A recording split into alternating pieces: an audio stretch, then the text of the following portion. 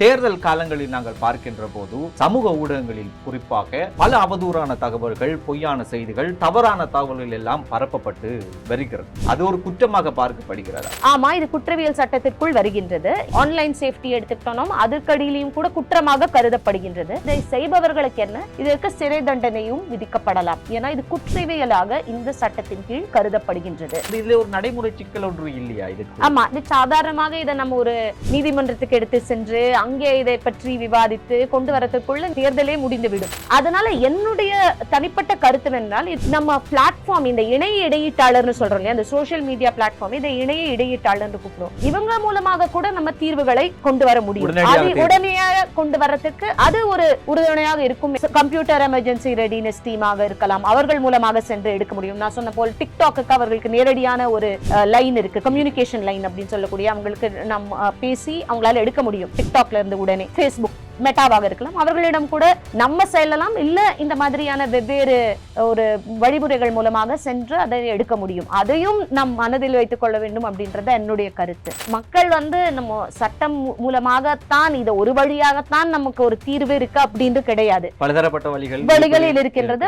தொடர்ச்சியாக நாங்கள் சமூக ஊடகங்களில் பரப்பப்படுகின்ற, குறிப்பாக தேர்தல் காலங்களில் பரப்பப்படுகின்ற பொய்யான தகவல்கள், தவறான தகவல்கள், திரிவுபடுத்தப்பட்ட செய்திகள், அவதூறுகள் குறித்தும் அது தொடர்பான பல விடயங்களை நாங்கள் கலந்துரையாடி வருகின்றோம். அந்த வகையில் இன்றைய இந்த நிகழ்ச்சியில் இந்த சமூக ஊடகங்களில் பரப்பப்படுகின்ற தவறான செய்திகள், அவதூறுகள் குறித்து இது எப்படி சட்டத்துக்குள் உள்வாங்கப்படுகிறது, இதற்கு எதிரான சட்டங்கள் எப்படி அமைய போகிறது என்பது குறித்தான ஒரு விரிவான ஒரு கலந்துரையாடலை நாங்கள் இன்றைய நிகழ்ச்சியிலே செய்ய இருக்கிறோம். இன்றைய இந்த நிகழ்ச்சிக்காக தகவல் தொழில்நுட்பம், ஊடகம் சார்ந்து இயங்கிக் கொண்டிருக்கின்ற, சட்ட ஆலோசனை வழங்கி கொண்டிருக்கின்ற அஸ்வினி நடேசன் அவர்கள் இணைந்திருக்கிறார்கள். அவர்களை நாங்கள் நிகழ்ச்சிக்கு அன்போடு வரவேற்றுக் கொள்கின்றோம். வணக்கம், நன்றி.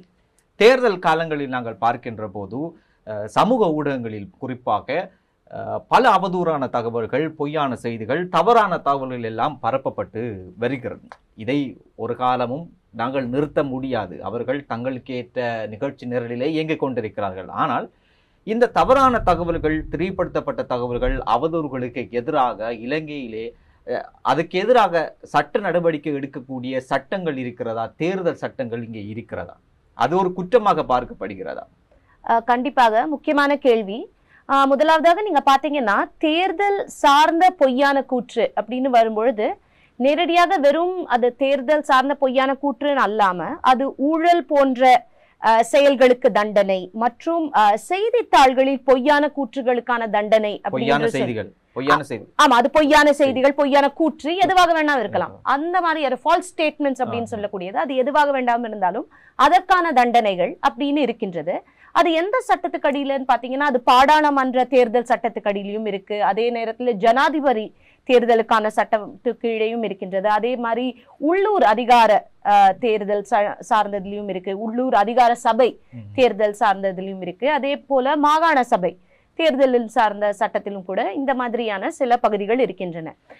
இதை பயன்படுத்தி எந்த ஒரு பொய்யான தகவலோ இதை வைத்து நாம் இதற்கு அடியில் கொண்டு வர முடிகின்றது. ஆனா நார்மலாகத்தானே இது இருக்கிறது. தேர்தல் காலங்களில் தேர்தல் சட்டங்களில் இது உருவாங்க. இது தேர்தல் சார்ந்த, இது பாராளுமன்ற தேர்தல் சட்டம், ஜனாதிபதி தேர்தல் சட்டம். இந்த சட்டத்தின் கீழ் இது ரெண்டும் இருக்கின்றது. இது ஊழல் போன்ற செயல்களுக்கு தண்டனை, அதே நேரத்தில் செய்தித்தாள்களில் பொய்யான கூற்றுகளை தண்டனை அப்படின்னு இருக்கின்றது.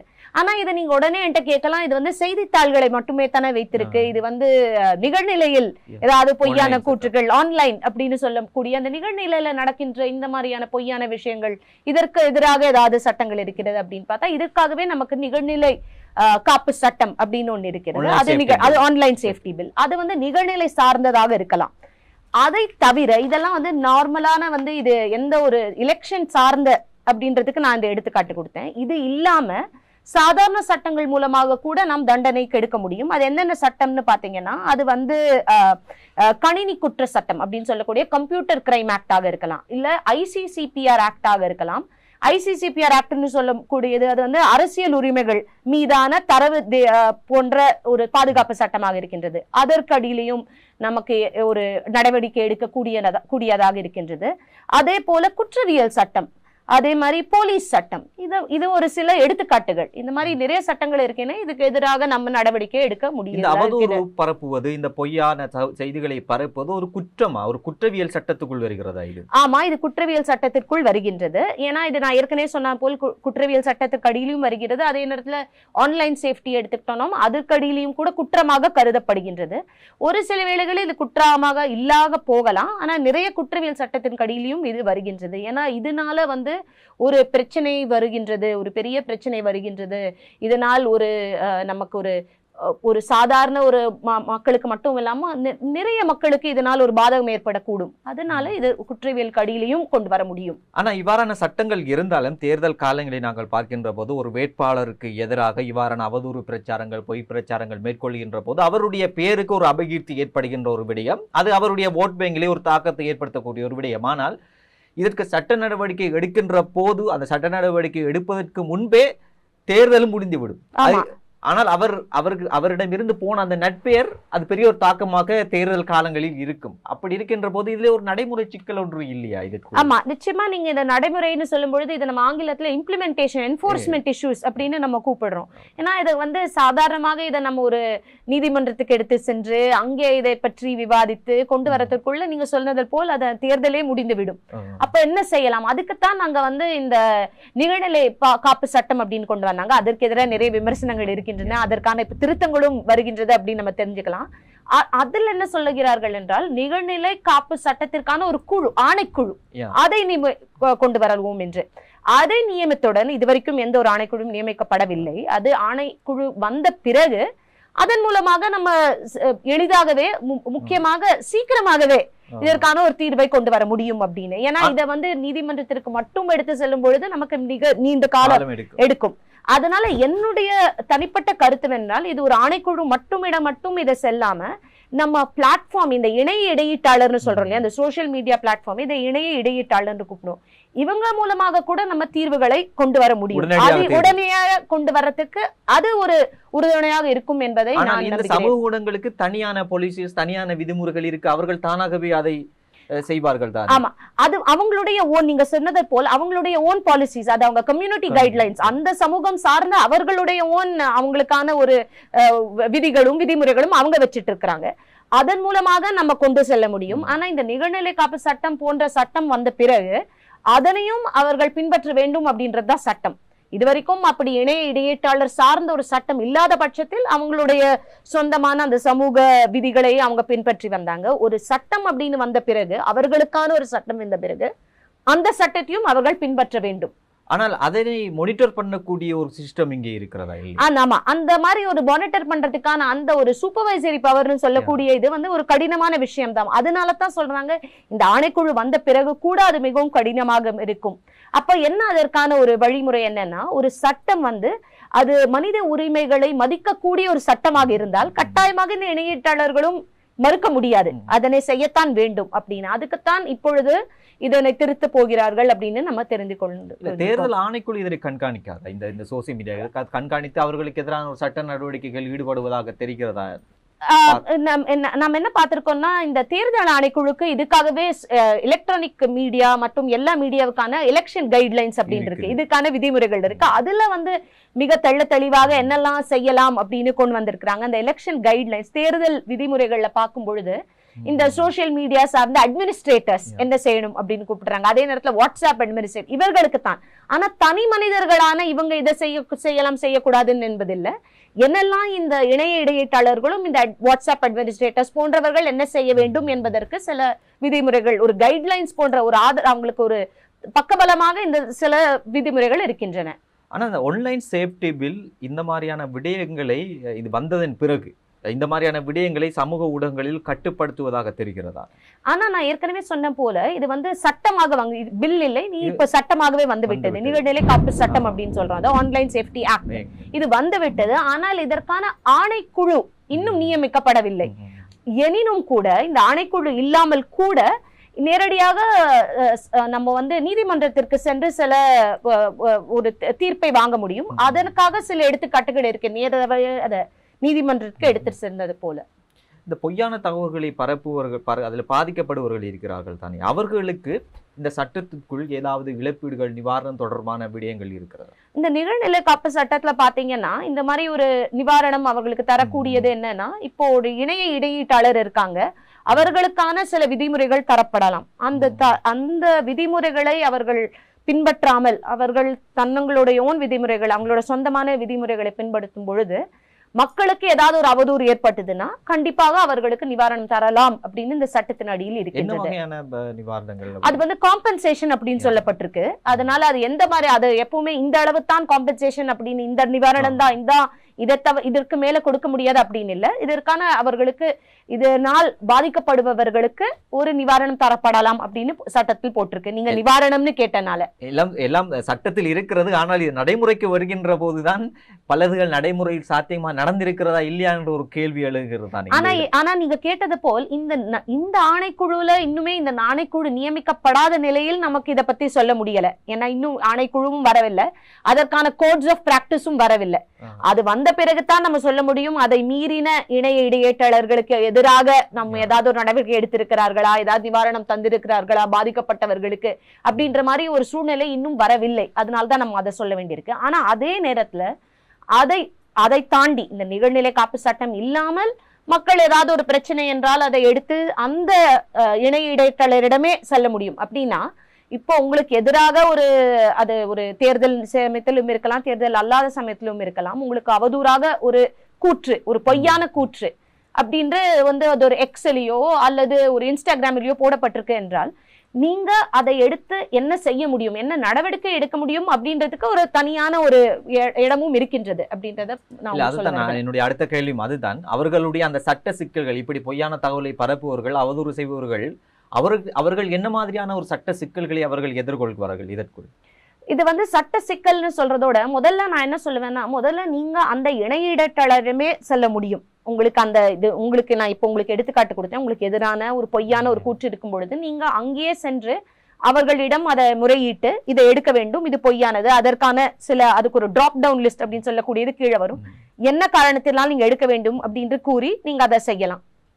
அதே நேரத்துல நீங்க சொல்லலாம், என்னால இதுக்கு காத்திருக்க முடியாது, எனக்கு உடனே ஒரு வேண்டும், இவர்கள் உடனே நடக்கவில்லை அப்படின்னா இங்கேயும் நிறைய இதற்கான ஒரு நிறுவனங்கள் இருக்கின்றன. இதை உங்களுக்கு உறுதுணையா இருக்கிறதுக்கு அது #generation இருக்கலாம், ஃபேக்ட்ஸ் பிரசன்ட் இருக்கலாம், ஆமா CSOs, இந்த சிவில் சொசைட்டி ஆர்கனைசேஷன் சொல்லக்கூடிய இந்த சமூக சார்ந்த இந்த நிறுவனங்கள் உங்களுக்கு அதற்கு உறுதுணையாக இருக்கலாம். அதே நேரத்துல ஸ்ரீலங்கா சர்ட் அப்படின்னு சொல்லக்கூடிய கம்ப்யூட்டர் எமர்ஜென்சி ரெடினஸ் டீம் அப்படின்னு ஒன்று இருக்கு.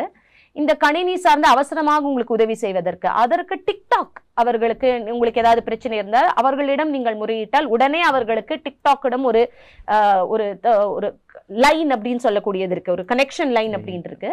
அதை நான் சொல்றதற்காக இல்லை, நீங்களே போய் அவங்க வெப்சைட்ல நீங்க வந்து ஆன்லைன்ல தேடினீங்கன்னா அப்போ உங்களுக்கு தெரியும். அது அப்படி ஏதாவது ஒரு சோஷியல் மீடியா இன்சிடென்ட்ஸ் அப்படின்னா நீங்கள் அவர்களிடம் புகார் செய்து அதை எடுக்க முடியும். அதே மாதிரி ஃபேஸ்புக்குக்கும் இருக்கின்றது. ஆனால் இப்பொழுது அதை மாற்றிவிட்டார்கள், அந்த ஸ்ரீலங்கா சர்ட் இடம் இல்லை, மற்றொரு இடத்தில் இருக்கின்றது. அவர்களிடமும் நீங்கள் சென்று உங்களுக்கு வேண்டிய எந்த ஒரு தவறான கூற்றோ இல்லது உங்களுக்கு பொய்யான ஒரு கூற்றாகவும் இருக்கலாம், அதை நீங்க எடுக்க முடியும். ஆனால் தேர்தல் ஆணைக்குழுவை தவிர்த்து எமது நாட்டிலே பார்க்கின்ற போது பல மூன்றாம் தரப்பினர், பல NGOஸ்கள், பல நிறுவனங்கள் இந்த மாதிரியான கண்காணிப்பு வேலைகளை செய்துதான் இருக்கிறார்கள். ஆமா, நிச்சயமா அவங்களுடைய இப்ப பேஃபரலும் கூட நிறைய இதை சார்ந்த வேலைகள் செய்திருக்கிறார்கள். அது வந்து ரொம்ப முக்கியமானது. ஏன்னா நீங்க தேர்தல் சம்பந்தப்பட்டதுன்னு சொல்லும் பொழுது அந்த ஆணைக்குழுவால் மட்டுமே எல்லா வேலைகளும் முடியாது. ஏன்னா இது அவ்வளவு பறந்து விரிந்து ஒரு நிலையா நம்ம இருக்கோம், முழுமையாக கட்டுப்படுத்த முடியாது நிச்சயமாக. அதனால அனைவரும் சேர்ந்து தான் இதை செய்யக்கூடிய ஒரு காரியமாக இருக்கின்றது. இப்ப இந்த மாதிரியான இந்த சட்ட பிரச்சனைகளுக்குள்ள, இந்த ஆன்லைன் சேஃப்டி ஆக்ட், அதாவது ஆன்லைன் காப்பு சட்டம், அது இப்போது வந்திருக்கிறது. அதுக்கான ஆணைக்குழு இன்னும் நியமிக்கப்படவில்லை. ஆமா, அது எவ்வகையாக இதுக்குள் பொருந்துமாக இருக்குது?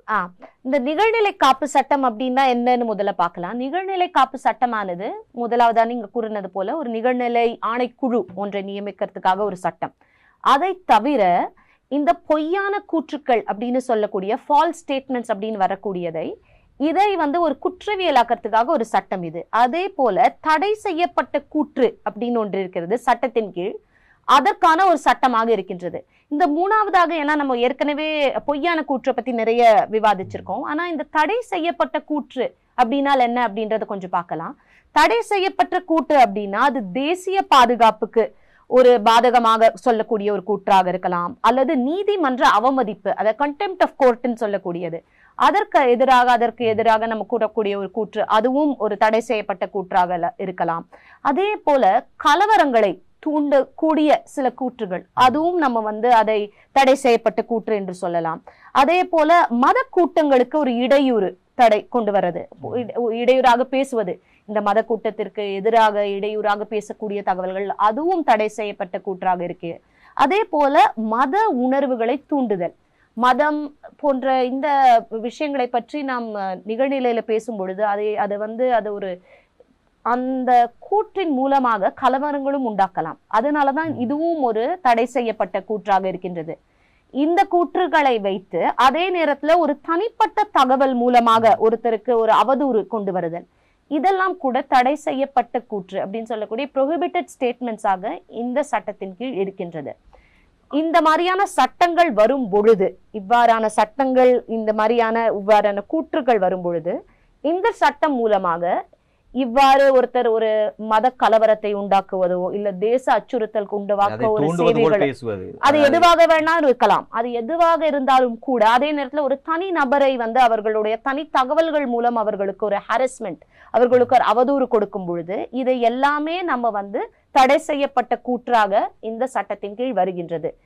இதை செய்பவர்களுக்கு, இது தடை செய்யப்பட்ட கூற்று சரி, இதை செய்பவர்களுக்கு என்ன, இதற்கு சிறை தண்டனையும் விதிக்கப்படலாம். ஏன்னா இது குற்றவியலாக இந்த சட்டத்தின் கீழ் கருதப்படுகின்றது.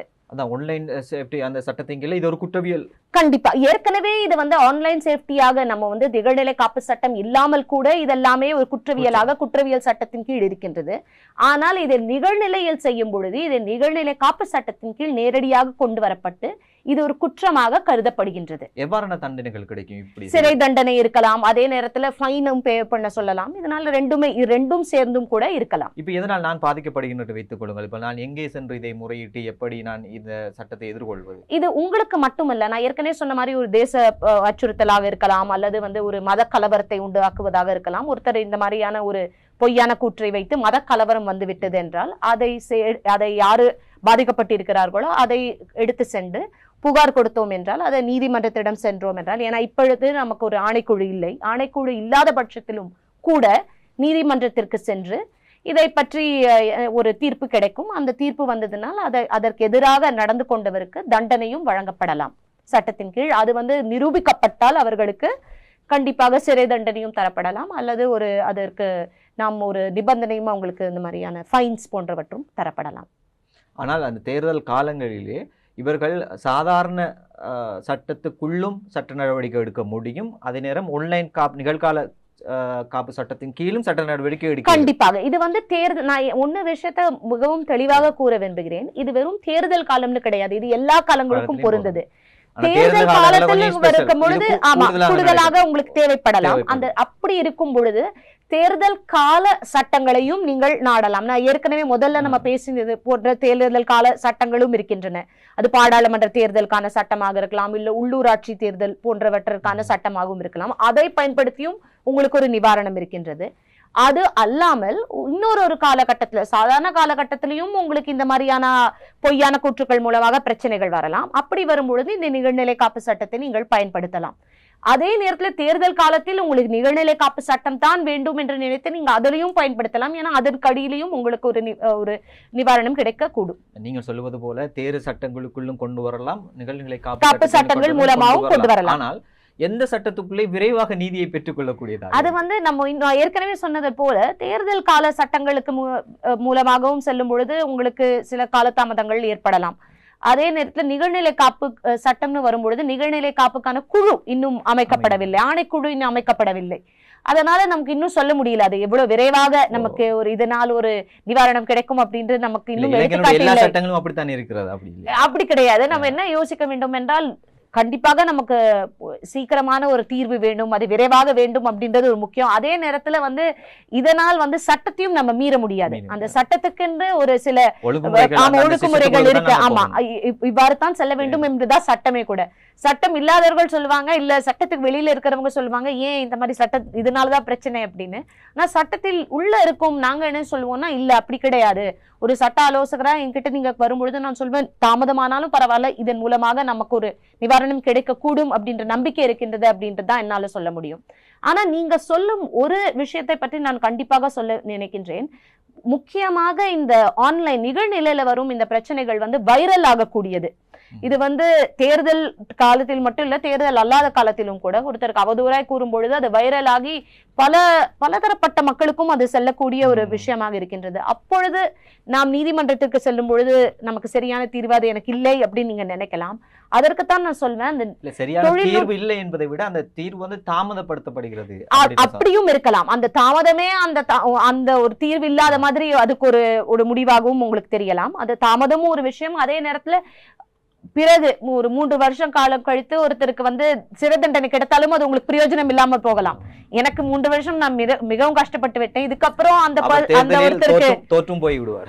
அப்போ ஆனாலும் அவருக்கு சிறை தண்டனை கிடைத்து எனக்கு என்ன பிரயோஜனமும் இல்லைன்னு நீங்க நினைக்கலாம். அவ்வாறு இருக்கும் பொழுது தொழில்நுட்பம் சார்ந்த அந்த டெக்னாலஜி சார்ந்த அதற்கான ஒரு நிவாரணத்தை நாம் பெற வேண்டும் என்பதுதான் என்னுடைய கருத்தாக இருக்கு. அதுக்கான நிவாரணங்கள் இருக்கிறதா? அதுக்குத்தான் நம்ம ஏற்கனவே பேசியது போல அந்த தொழில்நுட்பம் சார்ந்தது என்னன்னா, அந்தந்த பிளாட்ஃபார்ம்ஸ் அந்த இடையீட்டாளர்களிடம் சென்று நம்ம அந்த போஸ்டை எடுக்கிறதோ இல்ல நீக்கி விடுறதோ அதை போன்ற நம்ம நடவடிக்கைகள் எடுக்கலாம். அதே நேரத்துல நம்மளே நேரடியாக அந்த இடையீட்டாளரிடம் செல்லாமல் கூட கம்ப்யூட்டர் எமர்ஜென்சி ரெடினஸ் டீமாக இருக்கலாம், அவர்கள் மூலமாக சென்று எடுக்க முடியும். நான் சொன்ன போல் டிக்டாக்கு அவர்களுக்கு நேரடியான ஒரு லைன் இருக்கு, கம்யூனிகேஷன் லைன் அப்படின்னு சொல்லக்கூடிய, அவங்களுக்கு நம்ம பேசி அவங்களால எடுக்க முடியும் டிக்டாக்ல இருந்து உடனே.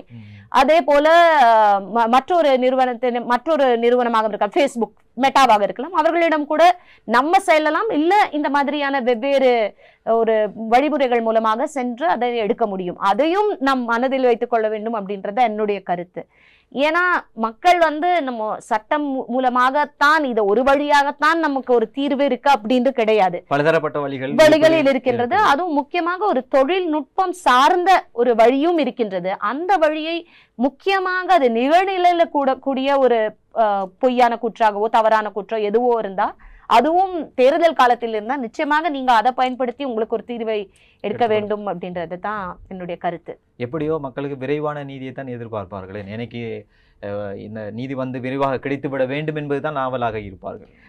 அதுல இன்னொரு விஷயம் நான் உங்களுக்கு சொல்லணும்னு நினைக்கிறேன். விரைவாக கண்டிப்பாக கிடைக்க வேண்டும். அதே நேரத்துல இது வந்து ஒருத்தருடைய கருத்து சுதந்திரம் என்று ஒன்று இருக்கு.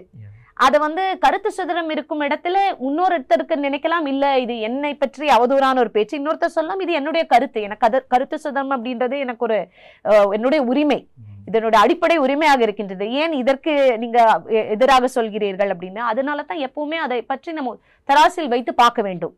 இது கருத்து சுதந்திரமா இல்ல மற்றவருக்கு அவதூறாக பேசக்கூடியது, இதை எடுக்க வேண்டிய ஒரு கூற்றா அப்படின்றதை நாம் ஆலோசித்துத்தான் எடுக்க வேண்டும். உடனே எல்லா கருத்து பிடிக்காத ஒரு கருத்து வந்த உடனே இது எனக்கு அவதூறாக இருக்கின்றது எடுத்து வேண்டும் அப்படின்னு இருந்தால், நிகழ்நிலை காப்பு சட்டம் வரும்போதே இந்த இதுதான் முக்கியமான விமர்சனமாக இருந்தது. ஏன்னா எல்லா பலதரப்பட்ட கருத்துக்களும் இருக்கக்கூடியதுதான் ஒரு ஜனநாயகத்தில். அது இந்த கருத்து இருக்கக்கூடாது அப்படின்னு நம்ம கூறும் பொழுது அது அவர்கள் கருத்து சுதந்திரத்திற்கு ஒரு பாதகமாக இருக்கின்றது.